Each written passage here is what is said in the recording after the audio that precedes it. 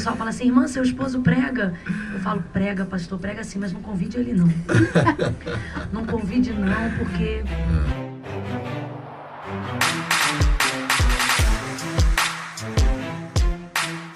Que Deus tem feito pra mim e pra você.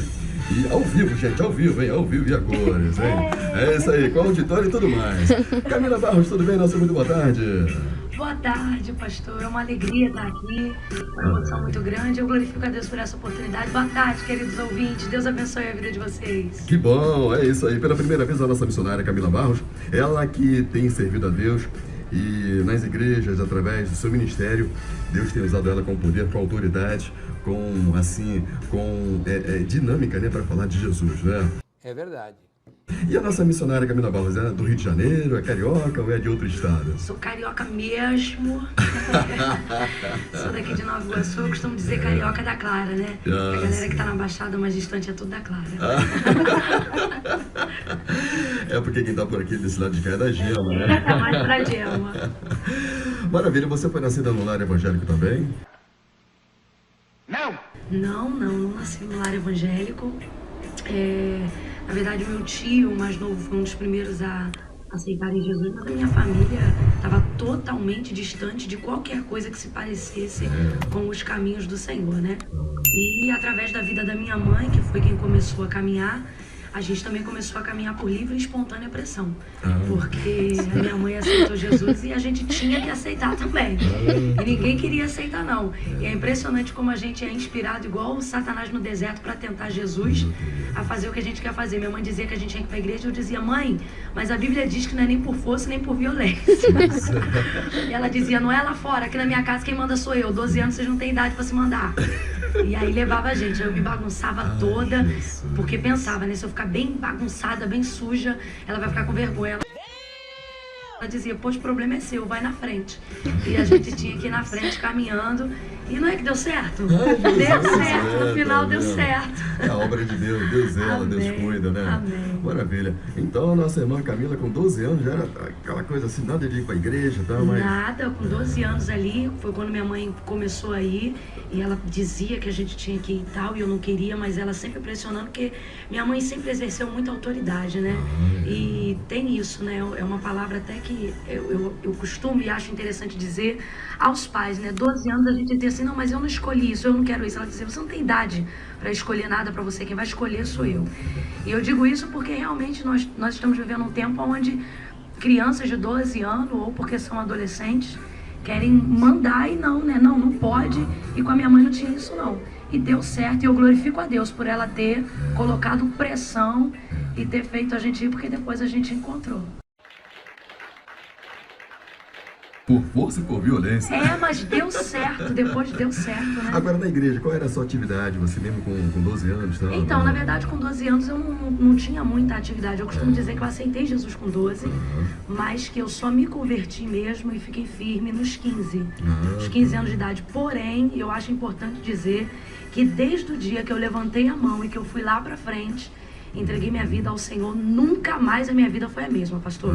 Muita água, eu costumo dizer que muita água passou por debaixo da ponte, mas igual aquela vida pregressa, nunca mais foi a mesma. Pra você ter noção, carnaval de 97 eu queria pular, gritar, e o trio elétrico lá, e eu atrás do trio elétrico, de repente dava um trovão, eu pegava minha irmã mais velha pela mão, eu dizia, Lani, pelo amor de Deus, vambora, Jesus está voltando, e dava um medo danado, e na verdade, aquilo ali já era o Espírito de Deus anelando o meu coração ao temor do Senhor. E é Ele quem convence, né? Eu tenho uma colocação que eu aprendi acerca do Espírito Santo. Posso falar, pastor? Pode. Eu digo que o Espírito Santo, uma das suas principais funções é o convencimento, né? É Ele quem convence o homem do pecado, da justiça e do juízo. Então, ele convence. E eu resumo da seguinte maneira. Ele faz o homem querer o que o homem não quer, como se o homem quisesse. E ele faz isso tão bem que no final a gente acha que fez totalmente porque quis, mas não, foi graças à ajuda dele. Bendito Espírito Santo que convence a gente.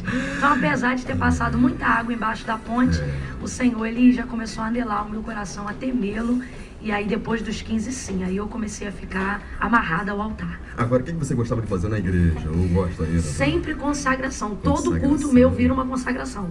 Todo culto de ação de graça, culto de domingo. O pessoal lá da igreja até falava que quando a direção do culto de domingo estava comigo, virava uma consagração, né? Eu gosto dessa parte mesmo da libertação, da consagração, muita oração.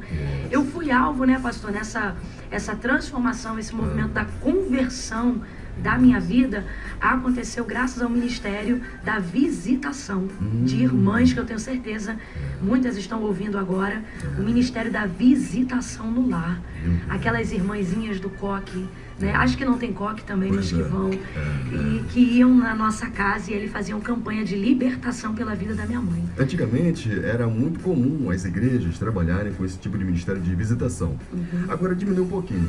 Isso, mas eu ainda gosto. há igrejas que têm esse E eu gosto, pastor, de falar isso, porque o ministério da visitação, ele faz muita diferença. Às vezes iam 2, 3, mas elas iam, elas oravam e elas ungiam. Eu não sei se o povo que está nos ouvindo, mas eu vim ali daquele berço pentecostal. Então ela daquelas irmãs que marchava na casa. E eu dormindo, né? Porque eu queria ficar no quarto, porque essas irmãs chegavam 8h30 da manhã. Eu pensava, meu Deus, esses crentes não tem nada para fazer, não.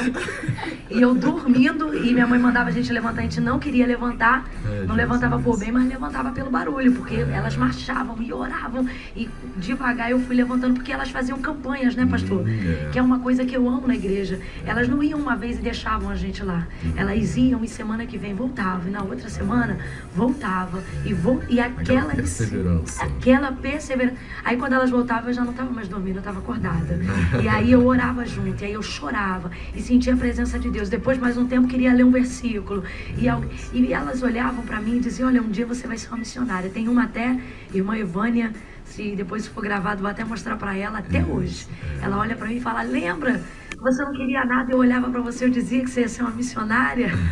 E é verdade, cumpriu, irmã Evânia, obrigada. Graças a Deus, é isso aí. Meus irmãos, olha aí, é aqui da nossa Rádio Sename, a rádio da Secretaria Nacional de Missões, o órgão da Convenção Geral das Assembleias de Deus, ao vivo aqui conosco, a nossa... Mas aí quando eu vim para a igreja, eu também muito focada, né? Quando eu decidi servir ao Senhor, eu queria servir ao Senhor mesmo, não queria mais nada. Não queria beijar na boca, não queria nada. Queria ficar nos jovens, adorar, cantar, ir para as consagrações. Mas aí o Eduardo começou a ficar de olho em mim, pastor. E eu falava pra minha mãe, ó, mãe, esse filho do pastor aí, ó, tá muito sem vergonha ainda em cima de mim, tem que esperar eu me firmar.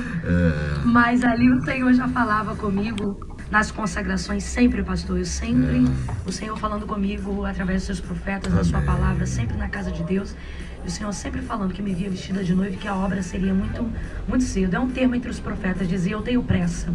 E de fato cumpriu. O Eduardo foi meu primeiro namorado, meu noivo e meu único marido.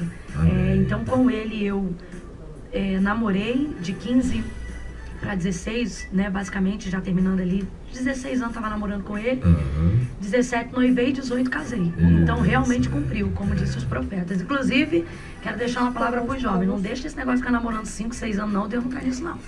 Tem que ser uma coisa papum, se é de Deus, confirmou, selou, e Deus enviou o recurso, pastor.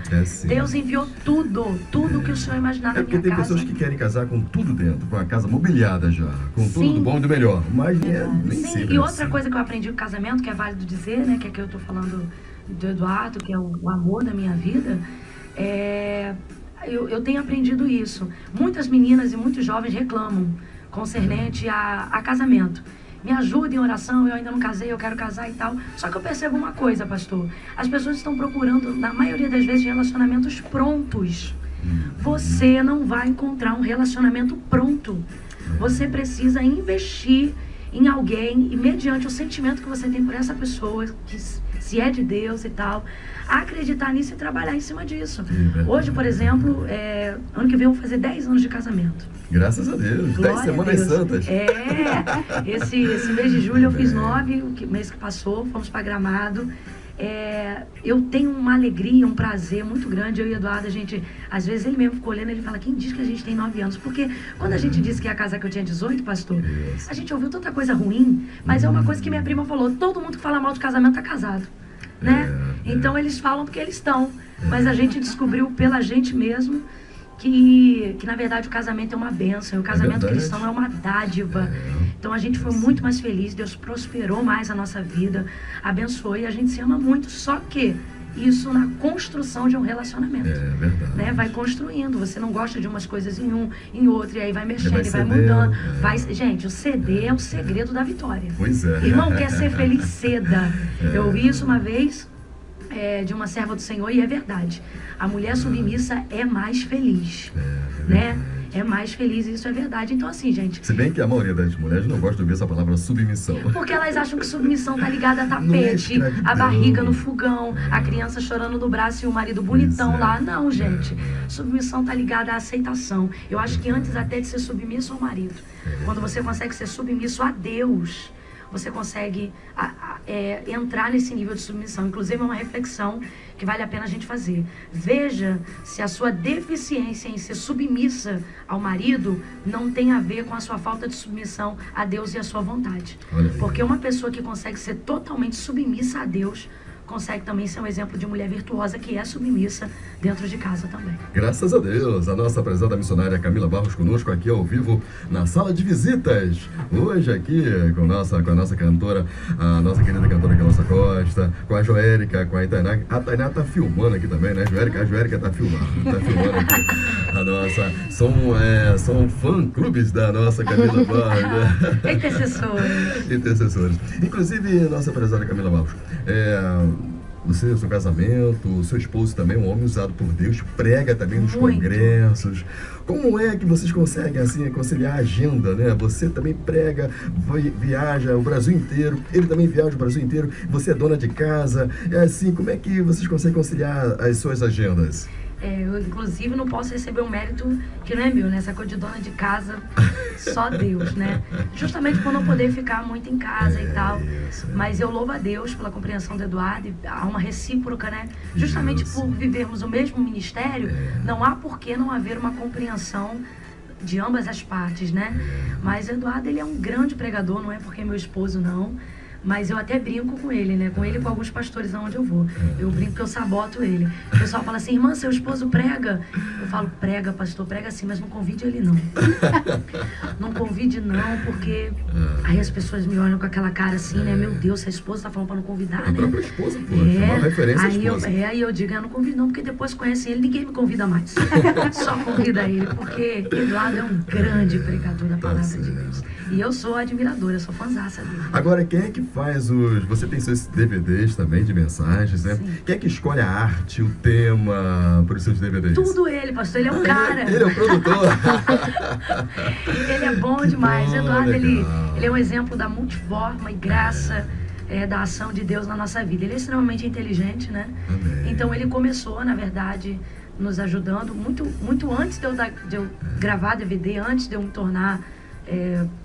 uma pregadora, enfim, não sei se a gente tem autonomia para usar esse termo, né? Isso mesmo. Mas muito antes disso, então ele já trabalhava com isso e ele é muito bom em tudo que ele faz. Costumo dizer que sobre a vida dele é uma unção de José, o que ele bota a mão vai prosperar, e aí ele ajudou nos DVDs, deu continuidade a isso aí, fazendo pela gente o que já fazia por outras pessoas. Isso. E é ele que cuida de tudo e que me ajuda a sair de casa. A todos os irmãos que estão aqui, cadê, gente? Faz barulho aí, povo. A galera, gente boa que tá aqui com a gente. Joérica, Tainá, a cantora Gláucia. Mandar um abraço também para Rafaela. Deus abençoe essa serva do Senhor. E também o irmão William, esse servo de Deus aí que nos trouxe aqui, foi canal de Deus, né? Bênção pura, bênção. Deus abençoe sua família, viu, irmão William? Muito obrigado por tudo. E ao senhor, pastor. É Moisés, né? Moisés, então, tudo a ver Moisés com o senhor. Eu falei pro irmão William falou assim, olha, pastor Moisés é um exemplo de mansidão. Eu falei, tudo a ver. Porque primeiro Moisés da Bíblia era irado, depois a Bíblia diz que foi o homem mais manso da terra. Eu falei, gente, é o pastor Moisés, essa mansidão, essa simpatia e esse carisma, na verdade, do significado da palavra, que é ser cheio do Espírito Santo. O Senhor é assim. A gente vê o Espírito Santo no Senhor. Gente, tomara que um dia botem uma webcam aqui para ter um site e vocês veem, que vocês vão testificar o que eu tô falando. Pastor Moisés é uma bênção, essa rádio, a todo o povo de Deus. Muito obrigado por tudo e um beijo à belezura do meu marido.